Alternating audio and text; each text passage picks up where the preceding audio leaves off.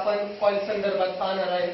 Coil ही दिसायला black colour मधून असते व त्याला सिल्वर कलरची स्ट्रिप असते दोन्ही बाजूनी।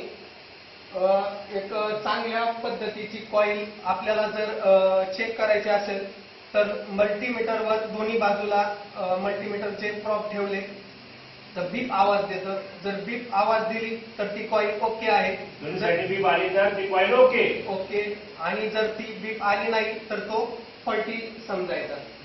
तर कॉइलचे काम असं आहे, फ्यूज ज्या टायमाला करंट प्रोव्हाइड करते पीसीबीला तर ती एका पद्धतीने व्होल्टेज देत असते, तर ती व्होल्टेज मेंटेन करण्याचं काम कॉइल करतं। एक सरळ रेषेने ते करंट पीसीबी वरील पार्टला पोहोचवतं। ही नॉन पोलॅरिटी मध्ये आपण चेक करतो कॉइल।